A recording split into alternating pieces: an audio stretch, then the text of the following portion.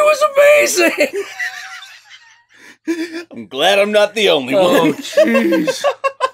Oh, my God. So, we just got done watching the Human Centipede 3. Oh, by the way, this is Count Jacula. I'm the horror guru. And, my God.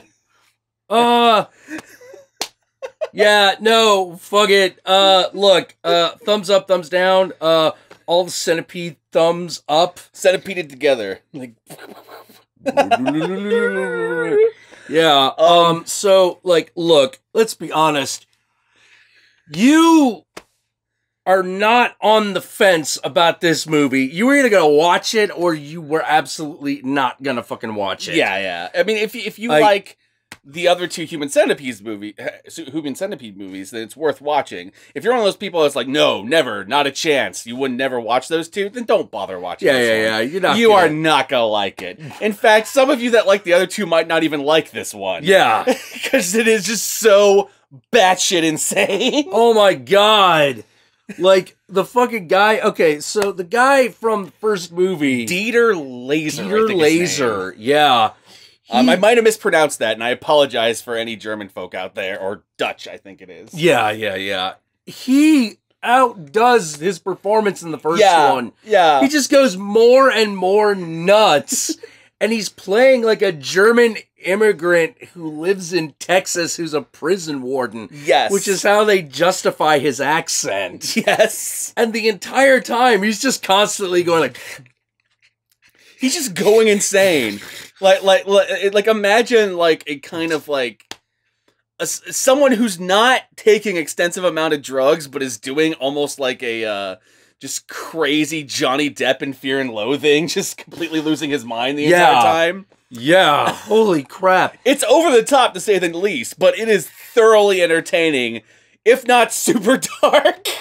It's super dark. Like he's forcing like at some one scene he's forcing his secretary to fucking swallow his semen. Yeah. Which he's blackmailing her because he let her like her dad go out of prison. Yeah. So now she's got to like be his personal like dick sucker. Like he calls her his cocksocket. Yeah, and like keeps referring to her as tits. Yeah, like hey tits. Hey, like, tits, like, calm this down. Movie, you're my cocksocket. The tagline for this movie is 100% politically incorrect, and it is 100% politically incorrect. Holy crap. It is offensive, it is disgusting, it is disturbing. If you're not in with me saying that, then don't bother.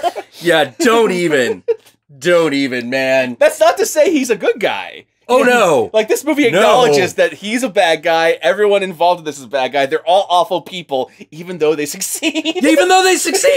Yeah, like, this is a movie where it happens and they get away with it 100%. Alright, so...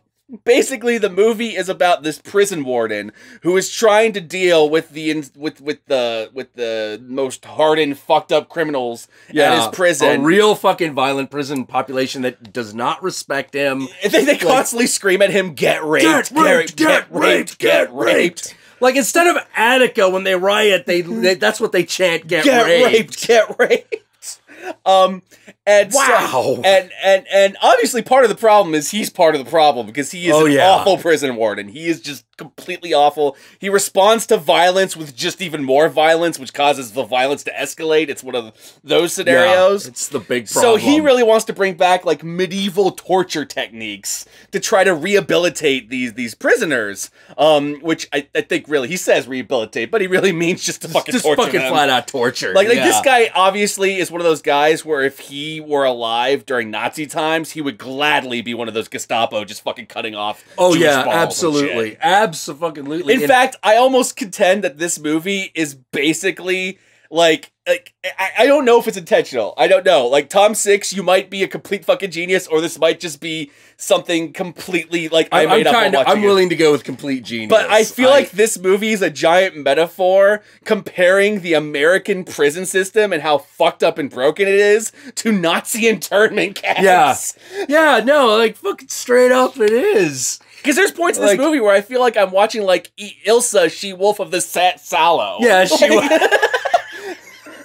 Yeah, Yeah, the guy is so gleefully sadistic, yet at the same time so batshit out of control. He castrates a guy. He fucking waterboards a guy with boiling water. Yeah. Oh, whoa! It's fucking.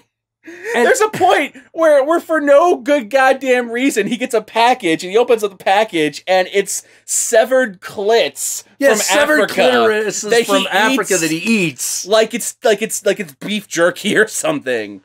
Yeah, he starts eating something, and the guy who's the villain from the second movie goes, what are those? Lawrence Harvey. Yeah, Lawrence Harvey. He's like, what are those? And fucking, like, Deep Laser is just like, dried clitorises! He screams a lot. Clitorises!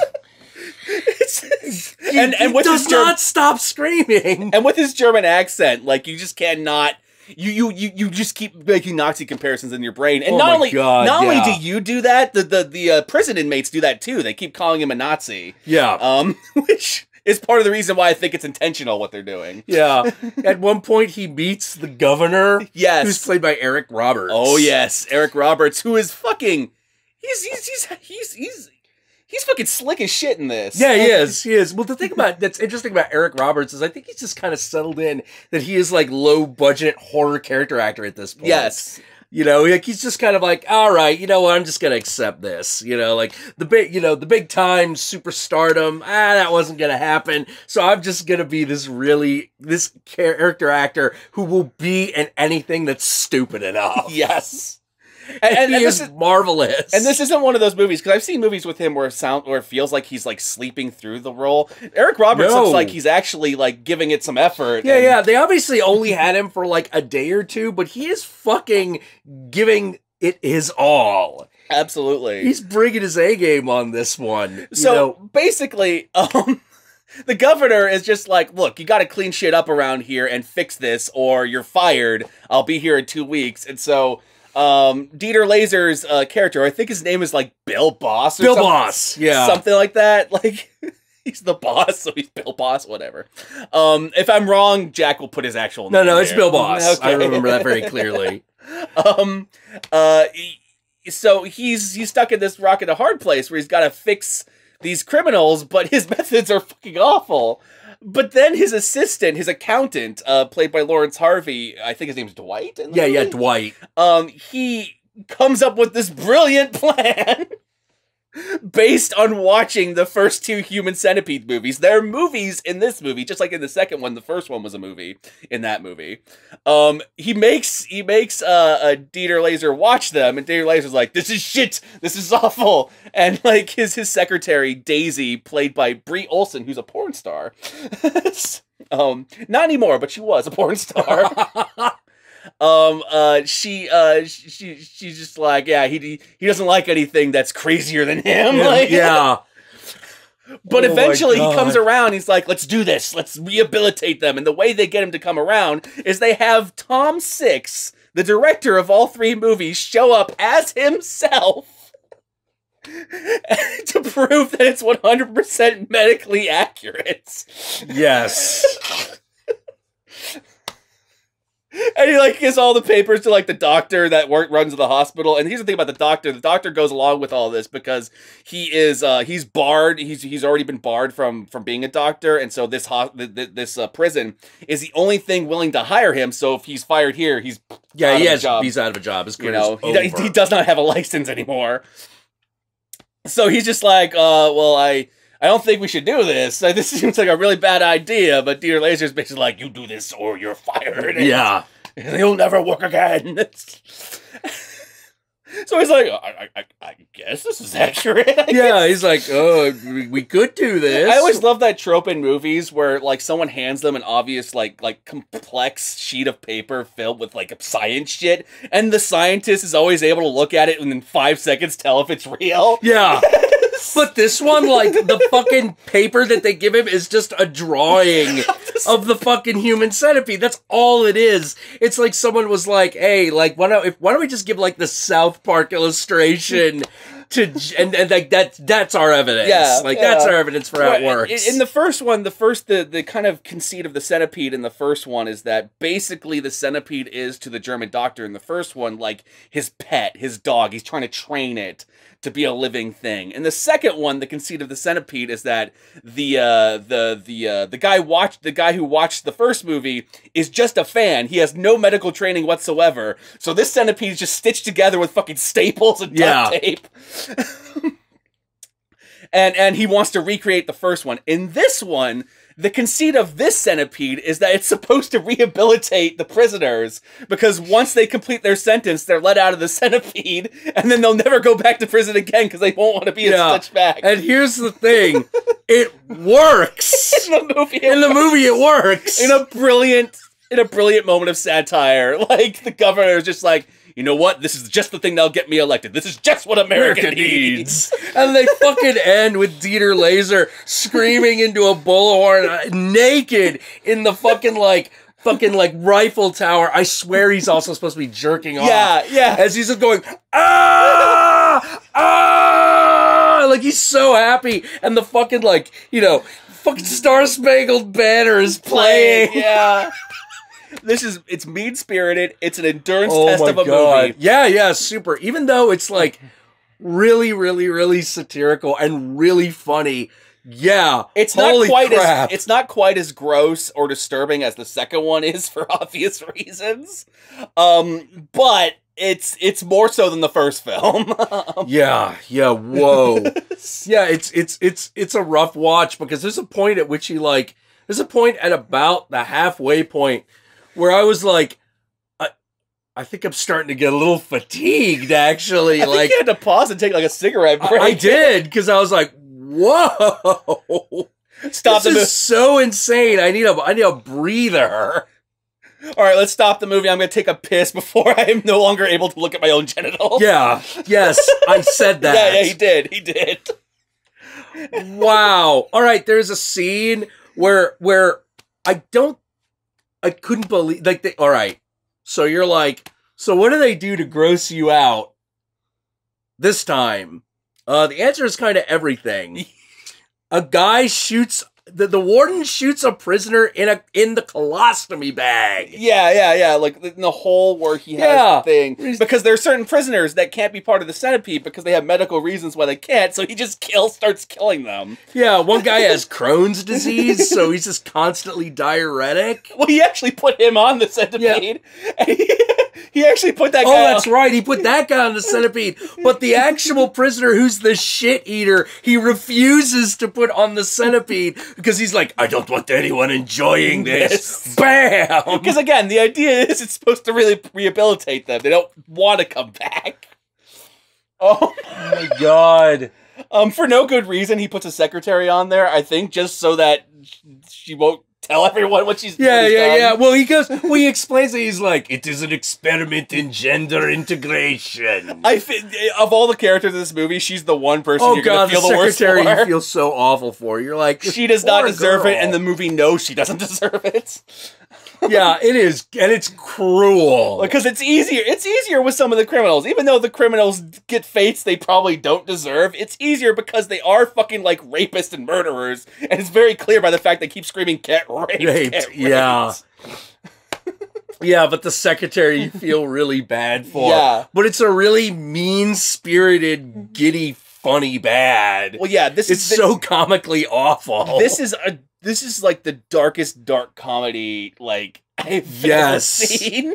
Yes, it is. It's almost not a horror movie. It's almost just a straight up comedy. But it's still horrifying. Yeah, it is. Oh my god! Like when they're sewing the all right. So one of the things that they do this time is they're like, okay, so instead of just removing the teeth, we'll just sew them ass to mouth and then hold them together with like restrictive like things, like this metal thing. Yeah.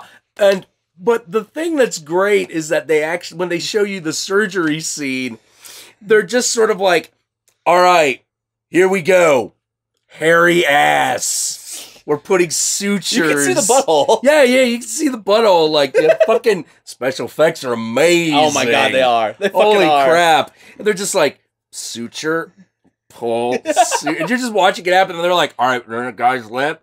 No, pull them together. Oh, by the way, part of the reason why I'm convinced this like it actually is supposed to be like satirizing the American prison system is that the prison itself is called the George W. Bush prison. And you kind of get the vibe that like Dieter Laser and Lawrence Harvey are kind of like playing like really sadistic, fucked up prison warden versions of George W. Bush and Dick Cheney. Yeah, Cheney. Yeah. You're just like, what the fuck? What the fuck? I love the movie references the other two movies in kind of brilliant ways. Yeah. When the Dwight character is talking to Bill Boss, like Dwight played the villain in the second movie, he's talking to him, he's like, I used to look up to you. Yeah. I wanted to be you. And you're like, I got this mustache to be like you, which he doesn't have a mustache. He's bald. So yeah. Well, it's like he has the Hitler stash. I know. So he could be closer to the Nazi guy. Further reinforcing that whole idea that this is like a fucking Nazi internment camp. Oh like, my God. God. Like, here's the funny thing. Like, this movie to me feels like a movie like Salò, but unlike Salò, this is actually really entertaining. And yeah. Like it's like Salò is not a comedy. This is absolutely a comedy. Yeah, but you need a dark sense of humor. Oh yeah. Like we said, if you're on the fence, like don't bother. This is for like hardcore people who want like an endurance test of a movie. Because even though there is comedy, there's very little comedy relief. Yeah. If you're the kind of person that could sit through like the first two Human Centipedes, maybe even like a Serbian film, Martyrs, any of those really tough endurance test horror movies, then this movie will probably be up your alley. Yeah. If you could watch Serbian film, you could watch this one. Yeah, definitely. Another one that has a lot of dark humor, but yeah, but it's not quite as gleeful. This one is gleefully sadistic. This is one of those movies where you almost feel like it was made by Satan. Yeah. But then he puts himself in the movie, playing himself. Like, Tom Six is in the movie, like I said, and there's a scene where he's actually watching them put together the centipedes, and he can't take it. He can't handle it. And I'm like, that is brilliant that the director of the movie can't handle what the crazy man in the movie's doing. Oh, man. There's a lot of surprises I almost don't even want to spoil because there's so much crazy shit that happens in this. Geez. Yeah, no, the movie is super, super insane. This movie is going to stick with you. Yes. It's going to stick with you. Like mouth to ass. Yeah. Like shit to your teeth. It's going to fucking stick. Yeah. Holy crap. And here's the really surprising thing, like the centipede itself is really only in like the last like 20 minutes of the movie. Yeah. Like this one like, has way more of a build up than the other two did when it comes to the centipede, but you don't feel like you're missing anything? Oh no, the centipede doesn't show up until like the very end of the movie, but like no, you do not feel gypped. No. Like so much crazy and disgusting stuff has happened up to that point. Yeah, stuff you're not expecting because you didn't you weren't expecting there was going to be a guy like eating fucking dried fried clitorises. Yes. Throughout the entire movie, by the way. That does not stop.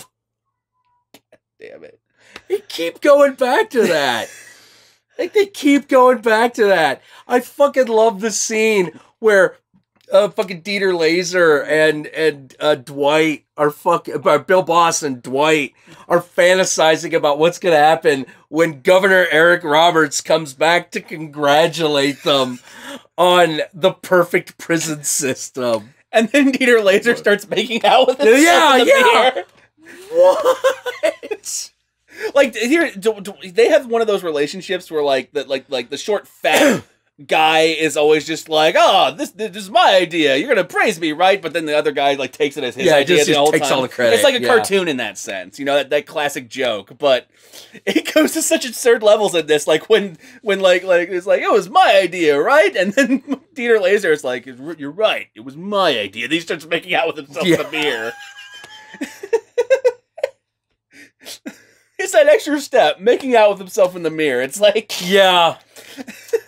God, when he offers Governor Eric Roberts a cigar, he's like, the finest cigar from the Dominican Republic. And he's like, I only smoke Cuban cigars.